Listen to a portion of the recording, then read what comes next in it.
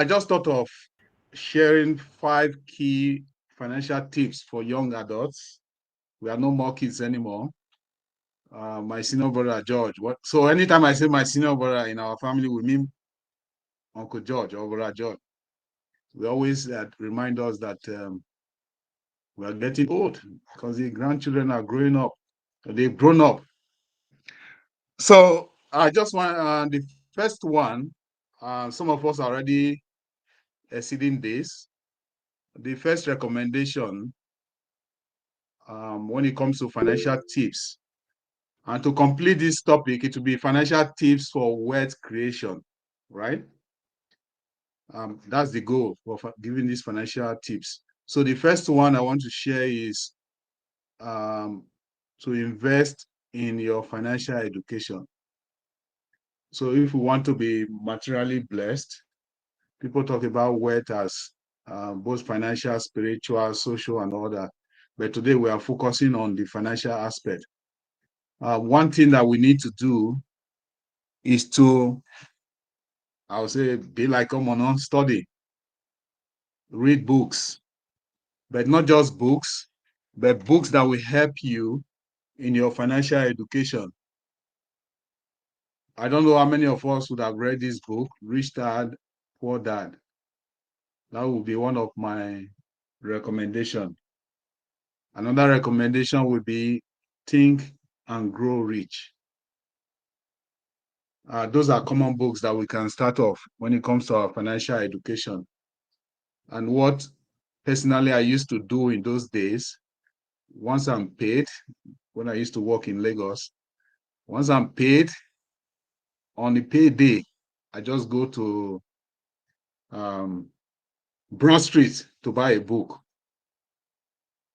Just buy a book on financial education and find time to study. Then the other one would be to subscribe to channels, YouTube channel, or any other channels where you can get audio books that are for free in most cases. And if you have to pay, you can also do that.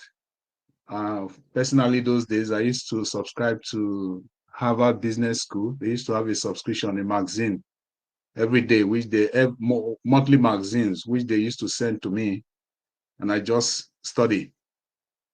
And then I also recommend having mentors. I think in our attendance today, we are 22 different talented people. So we can help each other out by having mentors. And when we say mentors, we are talking about family members. We are talking about even people outside our family. But I will say, even in this house, among the 22 of us, we are rich enough to help each other out. So that would be it for financial education. The second one recommendation would be to have financial goals and objectives. And those financial goals and objectives have to be smart, in the sense that you have to be specific. Sometimes people just say, I want to be a millionaire. I want to be a billionaire. I want to be able to take care of my bills. So whatever your financial goal or objectives are, you have to be specific. It has to be measurable. It has to be achievable. I went to collect rent some time ago from one of my tenants, and I saw where she wrote, I want to be a millionaire next year. She wrote it on the wall, actually. So she knew what she wanted, and also measurable.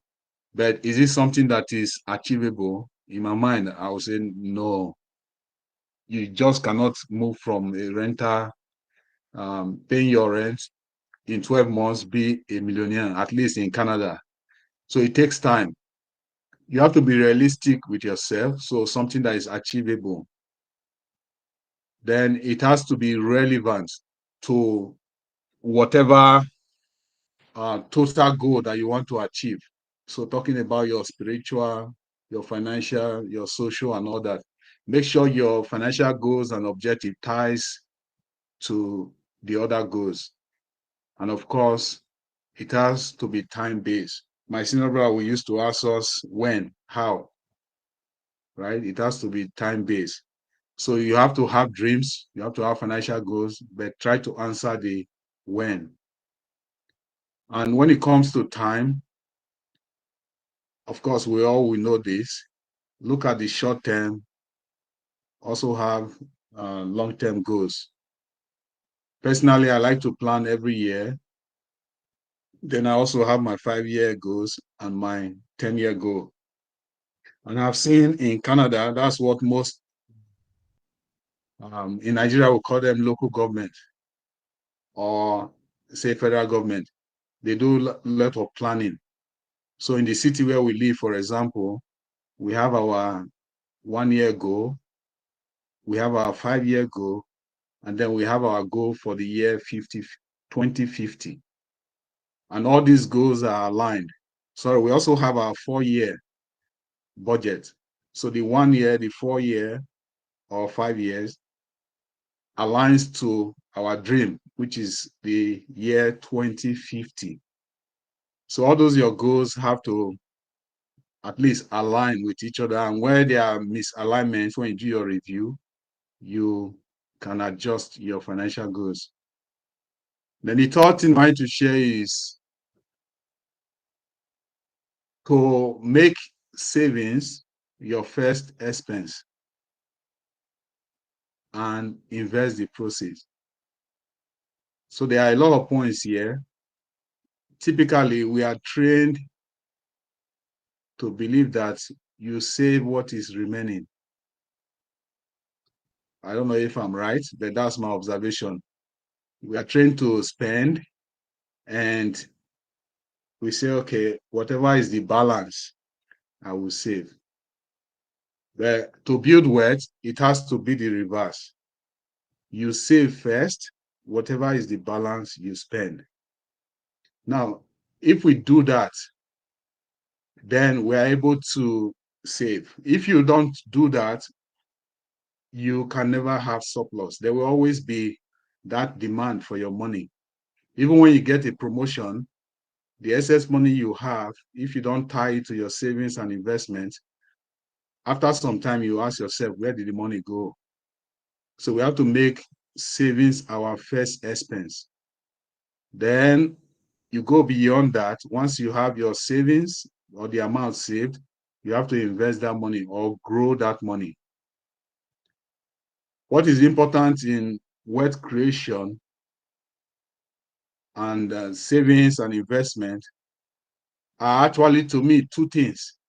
The first one is time.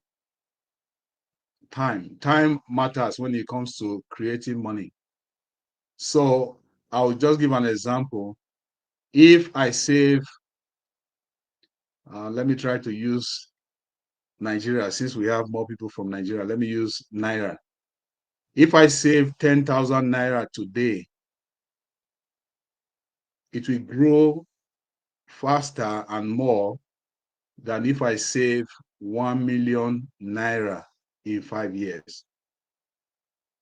For the mathematicians and business people in the house, the magic why this is so is the second factor, which is called compound interest. Most people talk about discovery in the world. For us who are economists here and business people, and for those who know, the most important discovery, which unfortunately is still hidden to some people, is what is called compound interest. So your money grows by compounding. So really, most people worry about the amount. I want to save 1,000 Naira. I want to save $100. Most people are focused on the amount. But the key or the keys that will make you to create wealth is not really the amount. The amount matters, though, but if you set aside small money or small amount of money, it will grow through the process of time and, most importantly, compound interest. Now, for the amount, most people will say, I don't have enough to save. But remember, I said, let's have a paradigm shift. Let's save first and spend the rest. Now, what that does is, let's say we are struggling in real life. Some of us may actually be struggling. You start small, then most importantly, it helps you to develop habits of always putting money aside before spending the rest. Now, for those of us who are already working, I just want you to think about this question. If we had time, we'll do some interaction, but just think about it. For the government, once you work, before you are paid, in most countries, the government will deduct their tax first or taxes first, and then you are paid the balance. Have you wondered why that is the case? If the government were to wait and say, Kachi, let's pay you 100% of what you have worked for the month. Once you have finished spending money on whatever you need, pay your tax as the balance. There will probably be nothing left to give to the government. So the government in most countries, they are smart enough to deduct their taxes first and then pay you the balance for you to spend. And in Canada, maybe in America too, and other countries, even when someone dies and they have to bury that person, the government will take their own share of that person's asset first, and then they will allow the family to spend the rest for burial. Because the government knows that if people spend, they will spend everything and they may not have money to pay their estate tax. So one way that the government does this is to deduct tax at source as the first expense for those families. So if we think about that, have that paradigm shift, we can say, once I'm paid, I want to save 3%, 5%, 10%, whatever percent that works for you, start. And then you grow the percentage over time. Then the fourth one is having multiple sources of income. Some of us are already working, fine. That's a source of income. Some of us are last borns, so we get gifts from our friends, our family members. That is a source of income. Don't spend all, save some. Chinasa, our YouTuber, you can make money, different sources of income for you, multiple sources of income. Then some of us write, which is very, very impressive. You can have that as a source of income. So what I'm trying to say here is having multiple sources of income will give you peace of mind. It will also help you to manage risk, because most cases all over the world, when people lose their only one source of income, it doesn't, most cases, take too long for them to just die, because everything is lost. We don't want to put all our eggs in one basket. Always think, what can I do? How can I make money with my talent? How can I make money when I'm sleeping, or when I'm laughing, or when I'm singing, or when I'm dancing? How can I convert my habits or hobbies to financial wealth, or as a source of income? So we have the active income, we have the passive income. If you have a combination of both or multiple sources of income, then that would be great. And this ties to our first tip, which is financial education. As you educate yourself, you will learn new things. You will learn how to create multiple sources of income. And then the fifth and final tip is, do not be afraid to take risk. Our engineer in the house, the IT man, my sister's, when we say my sister, we are talking about Auntie Stella. He said he's a risk taker. I like that. We are young, whether we like it or not, even though I said you guys are grown, but you are also young compared to the number of years you have to stay on earth by God's grace. Don't be afraid to take risk. Don't be afraid to change your career. Don't be afraid to fire your boss and look for something better. Don't be emotional about your job. Think about, how can I improve on my job? How can I get more value for my talent, my time? So, but in doing that, you have to educate yourself, continuously improve yourself, and try things out. You only try things out when you are young. If you miss that opportunity and you are taking risk of changing career, changing job, by the time you are 60 or 50, then it will be too late. This is the time to try so many things out. I'm a lawyer, yes, fine. Could there be something that I can add to being a lawyer? Can I even discard being a lawyer, for example, and look for another career where my value or talent will be more appreciated? Take that risk. I'm in Nigeria. Can I move to Canada? Can I move to the US? Can I move to somewhere else? I'm in the US. Is that the end of the world? So just try things out.